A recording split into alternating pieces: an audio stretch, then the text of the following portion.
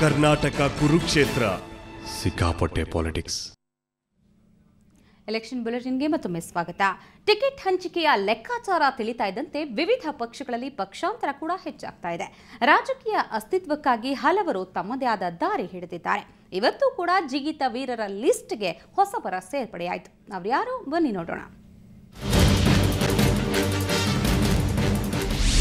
Manappa Vajjal JDS ಜೈ ಜೈ. ಕಲ್ಪನಾ ಸಿದ್ದರಾಜು ಜೆಡಿಎಸ್ಗೆ good bye. S, ಇಬ್ಬರು ಹಾಲಿ ಶಾಸಕರು. ಲಿಂಗಸಗೂರು ಬಿಜೆಪಿ ಶಾಸಕ ಮಾನಪ್ಪ ವಜ್ಜಲ್ ಇವತ್ತು ಜೆಡಿಎಸ್ಗೆ ಜೈ ಜೈ ಎಂದ್ರು.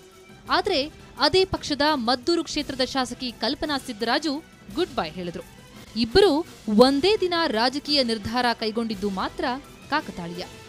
ಮಾನಪ್ಪ ವಜ್ಜಲ್ ರಾಜ್ಯಾಧ್ಯಕ್ಷರಿಗೆ ಫ್ಯಾಕ್ಸ್ ಮೂಲಕ ತಮ್ಮ ರಾಜೀನಾಮೆ ಪತ್ರ ಸಲ್ಲಿಸಿದ್ದಾರೆ.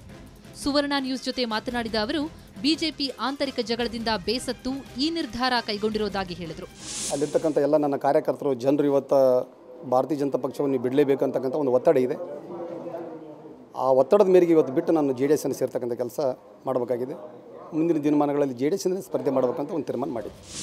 ಇನ್ನು ನಿನ್ನೆಯಷ್ಟೇ ಶಾಸಕ ಸ್ಥಾನಕ್ಕೆ ರಾಜೀನಾಮೆ ನೀಡಿದ್ದ ಕಲ್ಪನಾ ಸಿದ್ದರಾಜು ಇವತ್ತು ಜೆಡಿಎಸ್ಗೆ ವಿದಾಯ ಹೇಳಿದರು. ಮದ್ದೂರಿನಿಂದ ಜೆಡಿಎಸ್ ಟಿಕೆಟ್ ಸಿಗದ ಹಿನ್ನೆಲೆಯಲ್ಲಿ ಈ ನಿರ್ಧಾರ ಕೈಗೊಂಡರು.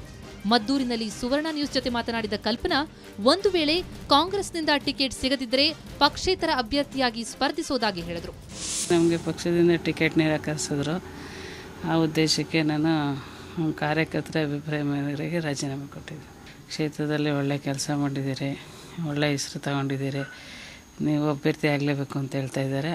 ಅದಕ್ಕೆ ಅಭ್ಯರ್ಥಿ ಆಗ್ತಾರೆ. BSR ಕಾಂಗ್ರೆಸ್ಗೆ ನರ್ಸ್ ಟಾನಿಕ್. ಎಸ್, ಈ ನರ್ಸ್ ಬೇರಾರೂ ಅಲ್ಲ, ರೇಣುಕಾಚಾರ್ಯ ಕಿಸ್ಸಿಂಗ್ ಪ್ರಕರಣದಿಂದ ಫೇಮಸ್ ಆಗಿರುವ ನರ್ಸ್ ಜಯಲಕ್ಷ್ಮಿ ಈಗ ರಾಜಕೀಯ ಪ್ರವೇಶಿಸಿದ್ದಾರೆ. ಶ್ರೀರಾಮುಲು ನೇತೃತ್ವದ BSR ಕಾಂಗ್ರೆಸ್ ಪಕ್ಷಕ್ಕೆ ಇವತ್ತು ಜಯಲಕ್ಷ್ಮಿ ಸೇರ್ಪಡೆಯಾದರು.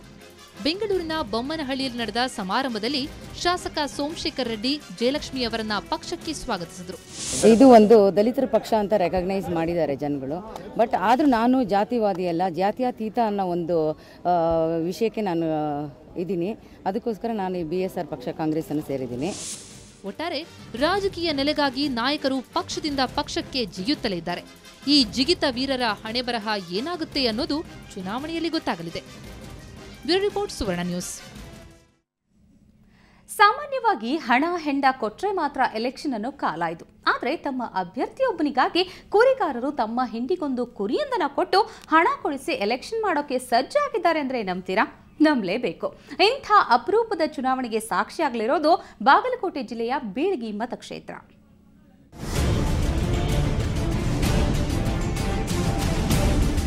ತಲೆಗೆ ಪೇಟ ಸುತ್ತಕೊಂಡು ಥೇಟ್ ರೈತನಂತೆ ಕಾಣ್ತಿರೋ ಇವರು ವೀರಣ್ಣ ಹಳೇಗೌಡರ್. ಬಾಗಲಕೋಟೆ ಜಿಲ್ಲೆ ಬೀಳಗಿ ವಿಧಾನಸಭಾ ಕ್ಷೇತ್ರದ BSR ಕಾಂಗ್ರೆಸ್ ಅಭ್ಯರ್ಥಿ. ಇಲ್ಲಿ ಅತಿರಥರೇ ಅಖಾಡಕ್ಕಿಳಿದಿದ್ದಾರೆ. ಆದ್ರೆ ಇವರೆಲ್ಲರ ಮಧ್ಯೆ ಗಮನ ಸೆಳೀತಿರೋದು ವೀರಣ್ಣ ಹಳೇಗೌಡರ್. ಯಾಕೆಂದ್ರೆ ಜನರೇ ಇವರಿಗೆ ಚುನಾವಣೆ ಖರ್ಚಿಗೆ ಹಣ ನೀಡುತ್ತಿದ್ದಾರೆ. ಕುರುಬ ಸಮಾಜಕ್ಕೆ ಸೇರಿರುವ ವೀರಣ್ಣ ಹಳೇಗೌಡರ್ಗೆ ಕುರಿಗಾರರು ಬೆಂಬಲಕ್ಕೆ ನಿಂತಿದ್ದಾರೆ. ಪ್ರತಿ ಕುರಿ ಮಂದೆಯಿಂದ ಒಂದೊಂದು ಕುರಿ ಮಾರಿ ಪ್ರಚಾರಕ್ಕೆ ಹಣ ಹೊಂದಿಸಿಕೊಟ್ಟಿದ್ದಾರೆ. ಬೀಳಗಿ ಕ್ಷೇತ್ರದಲ್ಲಿ ಕೋಟಿ ವೀರರ ಹಠ ತುಂಬಿದಾರ. ಅಂಥವ್ರ ವಿರುದ್ಧ ನಾವು ಚುನಾವಣೆ ಮಾಡೋದು ಭಾಳ ಕಠಿಣ ಮಾತಾಗ್ತದೆ ಅಂತ ನಾ ಹೇಳಿದ್ದೇನೆ. ಹಳೇಗೌಡ್ರೆ, ನೀವು ಯಾವುದೇ ದುಡ್ಡಿಗೆ ವಿಷಯ ಎದುರಾಕ್ ಹೋಗ್ಬೇಡ್ರಿ. ನಾವು ನಿಮಗೆ ಪಟ್ಟಿ ಹಾಕಿ ನಾವು ದುಡ್ಡು ಕೊಡ್ತೀವಿ. ನಾವು ಮನೆಗೊಂದು ಕುರಿ ಮಾರ್ತೀವಿ. ಕುರಿ ಇರಲಾರ್ದವ್ರು ತಮ್ಮ ಕೈಲಿದ್ದ 1000 ರೂಪಾಯಿ ಆಗ್ತದೋ, 5000 ಆಗ್ತದೋ, 100 ಆಗ್ತದೋ, ಏನು ಅವ್ರು ಬರೀ ರೊಟ್ಟಿ ಕೊಡ್ತಾರೋ ನನಗೆ, ಈ ರೂಪದಲ್ಲಿ ನಾನು ಚುನಾವಣೆ ಮಾಡ್ಲಿಕ್ಕೆ ಸಿದ್ಧನಿದ್ದೆ ನಾನು ಈ ಸರ್ತ. ಬೀಳಗಿ ವಿಧಾನಸಭಾ ಕ್ಷೇತ್ರದಲ್ಲಿ 45,000ಕ್ಕೂ ಅಧಿಕ ಕುರುಬರ ಮತಗಳಿವೆ. ಅವರೊಂದಿಗೆ ರೈತ, ಜನಸಾಮಾನ್ಯರು ಎಲ್ಲರೂ ಸೇರಿ ತನ್ನನ್ನು ಗೆಲ್ಲಿಸ್ತಾರೆ ಅನ್ನೋ ವಿಶ್ವಾಸ ವೀರಣ್ಣರದ್ದು. ಹೀಗಾಗಿ ಕೋಟಿ ವೀರರ ನಡುವೆ ಈ ಬಡ ಅಭ್ಯರ್ಥಿ ಡಿಫರೆಂಟ್ ಪ್ರಚಾರ ನಡೆಸುತ್ತಿದ್ದಾರೆ. ಹೀಗಾಗಿ ಅವರಿಗೆ ಕುರುಬರೆಲ್ಲ ಸೇರಿ ಹಣ ಹೊಂದಿಸಿಕೊಡಲು ನಿರ್ಧರಿಸಿದ್ದಾರೆ. ಎಲ್ಲ ಜನರ ಸಹಕಾರ ಐತಿ, ಎಲ್ಲರಿಗೂ ಬೇಕಾಗ್ಯಾರ. ಅವರು ನಮಗೆ ಅಷ್ಟೇ ಬೇಕಾಗಿಲ್ಲ, ಕುರುಗಾರಿಗೆ ಅಷ್ಟೇ. ಅವ್ರಿಗೆ ಹಣ ಸಹಾಯ ಅಷ್ಟೇ ಅಲ್ಲ, ತನುಮಣ ದಣದಿಂದ ನಾವೆಲ್ಲರೂ ಸಹಕಾರವಾಗಿ ಮಾಡ್ತೀವಿ ಅಂತ ಮಾತಾಡ್ಕೊಂಡು ಅವ್ರನ್ನ ಕಣಕ್ಕಿಳಿಸೋದಕ್ಕೆ ಲಿಖಿಸಿದ್ದಾರೆ. ಒಟ್ಟಲ್ಲಿ ಅಭ್ಯರ್ಥಿಯೇ ಕೋಟ್ಯಾಂತರ ರೂಪಾಯಿ ಸುರಿದರೂ ಮತದಾರರನ್ನ ಒಲಿಸಿಕೊಳ್ಳೋದಕ್ಕೆ ಸಾಧ್ಯವಿಲ್ಲ.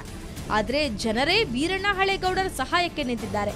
ಆದರೆ ಇದು ಗೆಲುವಿಗೆ ದಾರಿಯಾಗುತ್ತಾ ಅನ್ನೋದನ್ನ ಕಾದ್ ನೋಡಬೇಕು. ಬಾಗಲಕೋಟೆಯಿಂದ ಕ್ಯಾಮರಾ ಪರ್ಸನ್ ಸುರೇಶ್ ಮಜ್ಜಗಿ ಜೊತೆ ಮಲ್ಲಿಕಾರ್ಜುನ್ ಹೊಸಮನಿ, ಸುವರ್ಣ ನ್ಯೂಸ್. ಮಾಜಿ ಮುಖ್ಯಮಂತ್ರಿ ಎಚ್.ಡಿ. ಕುಮಾರಸ್ವಾಮಿ ಪ್ರಚಾರ ಚುರುಕುಗೊಳಿಸಿದ್ದಾರೆ. ಇವತ್ತು ಮಂಡ್ಯ ಜಿಲ್ಲೆ ಶ್ರೀರಂಗಪಟ್ಟಣದಲ್ಲಿ ಜೆಡಿಎಸ್ ಅಭ್ಯರ್ಥಿ ಹಾಲಿ ಶಾಸಕ ರಮೇಶ್ ಬಂಡಿಸಿದ್ದೇಗೌಡರ ಪರ ಮತಯಾಚನೆ ಮಾಡಿದರು. ಕೆಆರ್ಎಸ್ ಬೆಳಗೊಳ ಪಾಲಳ್ಳಿ ಮೂಲಕ ಶ್ರೀರಂಗಪಟ್ಟಣಗಳಲ್ಲಿ ಮತಬೇಟೆ ನಡೆಸಿದರು. ಜೆಡಿಎಸ್ ಅಭ್ಯರ್ಥಿಗಳನ್ನು ಗೆಲ್ಲಿಸುವಂತೆ ಮತದಾರ ಪ್ರಭುಗಳಲ್ಲಿ ಮನವಿ ಮಾಡಿದರು. ಜೆಡಿಎಸ್ ಅಧಿಕಾರಕ್ಕೆ ಬರಲಿದ್ದು ಕುಮಾರಸ್ವಾಮಿ ಮತ್ತೆ ಸಿಎಂ ಆಗಬೇಕು ಅನ್ನೋ ಬಯಕೆ ಜನರಲ್ಲಿ ಇದೆ ಅಂತ ಮಾಧ್ಯಮಗಳಿಗೆ ಹೇಳಿದರು.